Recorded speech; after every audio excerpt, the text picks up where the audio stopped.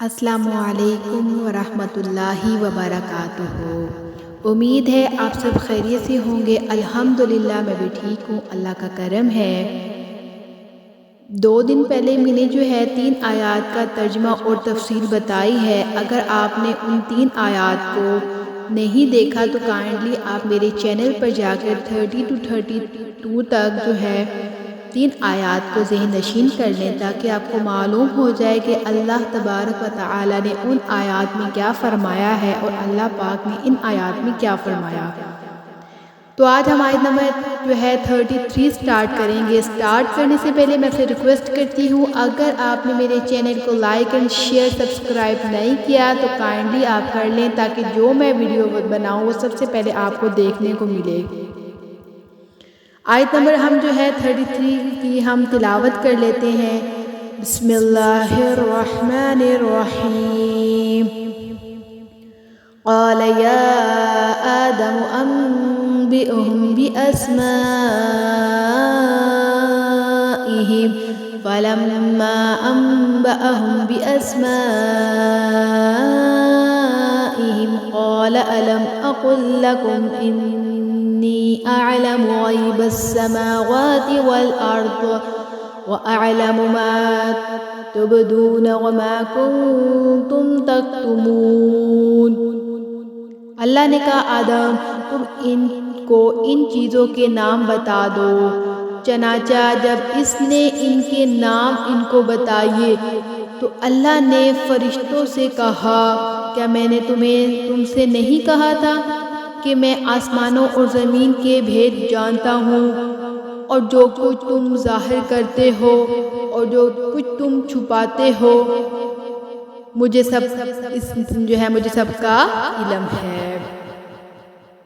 حضرت آدم علیہ السلام کو ہم تشریح کرنے لگے۔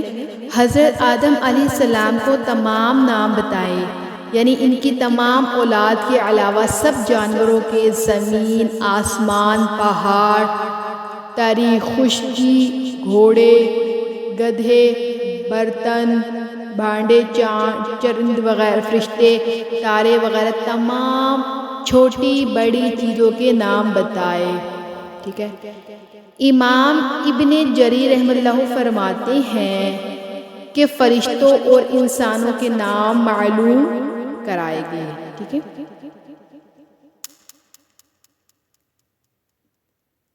یہ مظاہرہ فرشتوں کے پہلے شبے کا جواب تھا۔ گویا اس طریقے سے اللہ تعالیٰ نے انہیں بتا دیا کہ میں آدم کو صرف اختیارات نہیں دے رہا ہوں بلکہ علم بھی دے رہا ہوں۔ اس کے تقرر سے فساد کا جو اندیشہ تمہیں ہوا وہ اس معاملے کا صرف ایک پہلو ہے، دوسرا پہلو صلاح بھی ہے۔ ٹھیک ہے، اور وہ فساد کے پہلو سے وزنی اور زیادہ پیش قیمت ہے۔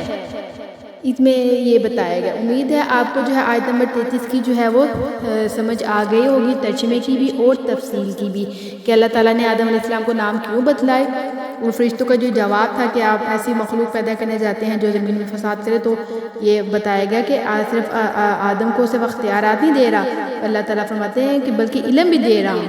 امید ہے آپ کو آیت نمبر 33 کی سمجھ آ گئی۔ آگے ہم 34 کی جو ہے وہ تلاوت کرتے ہیں۔ وَإِذْ قُلْنَا لِلْمَلَائِكَةِ اسْجُدُوا لِآدَمَ فَسَجَدُوا إِلَّا إِبْلِيسَ أَبَى وَاسْتَكْبَرَ وَكَانَ مِنَ الْكَافِرِينَ۔ اور اس وقت کا تذکرہ سنو جب ہم نے فرشتوں سے کہا کہ آدم کو سجدہ کرو، چنانچہ سب نے سجدہ کیا سوائے ابلیس کے کہ اس نے انکار کیا اور متکبرانہ رویہ اختیار کیا اور کافروں میں شامل ہو گیا۔ فرشتوں کے سامنے آدم علیہ السلام کی عظمت کا علمی مظاہرہ اور ان کا امتحان لینے کے لیے انہیں آدم علیہ السلام کو سجدہ کرنے کا حکم دیا گیا۔ یہ سجدہ عبادت کا نہیں، تعظیم کا سجدہ تھا، جو بعض پچھلی شریعتوں میں جائز تھا، بعد میں تعظیم کے لیے بھی اللہ تعالیٰ کے سوا کسی اور کو سجدہ کرنے کی سختی سے ممانعت کر دی گئی تاکہ شرک کا کوئی شبہ پیدا نہ ہو۔ یہ سجدہ کروانا اس بات کا مظاہرہ تھا کہ فرشتوں کو اس بات کی تلقین کی جا رہی ہے کہ کائنات میں جو چیزیں ان کی اختیار میں دی گئی ہیں وہ انسان کے لیے مسخر کر دی جائیں تاکہ یہ دیکھا جائے کہ وہ ان کو صحیح استعمال کرتا ہے یا غلط۔ اگرچہ براہ راست سجدے کا حکم فرشتوں کو دیا گیا تھا مگر اس میں تمام جاندار مخلوقات بھی شامل تھیں، لہٰذا ابلیس جو جنات میں سے تھا اس پر بھی اس حکم کی تعمیل لازم تھی۔ لیکن جیسا کہ خود قرآن کریم میں دوسری جگہ بیان فرمایا، وہ اللہ تعالیٰ سے کہنے لگا کہ مجھے تو نے آگ سے پیدا کیا اور آدم کو مٹی سے، اس لیے میں اس کے افضل ہوں، میں اسے کیوں سجدہ کروں؟ قرآن کریم سورۃ اعراف میں اس واقعے سے 2 سبق ملتے ہیں ہمیں، ٹھیک ہے؟ ایک یہ کہ اپنے آپ کو بذات خود دوسروں سے بڑا سمجھنا اور اپنی بڑائی بگاڑنا کتنا بڑا گناہ ہے، اور دوسرا سبق یہ ملتا ہے کہ جب اللہ تعالیٰ کی طرف سے کوئی واضح حکم آ جائے تو بندے کا کام یہ ہے کہ اس حکم کو دل و جان سے پورا کرے، چاہے اس کی حکمت اور فائدہ اس کو سمجھ میں آئے یا نہ آئے۔ آگے ہم آیت نمبر 35 کی تلاوت کر لیتے ہیں۔ وَقُلْنَا يَا آدَمُ اسْكُنْ أَنْتَ وَزَوْجُكَ الْجَنَّةَ وَكُلَا مِنْهَا رَغَدًا حَيْثُ شِئْتُمَا وَلَا تَقْرَبَا هَذِهِ الشَّجَرَةَ فَتَكُونَا مِنَ الظَّالِمِينَ۔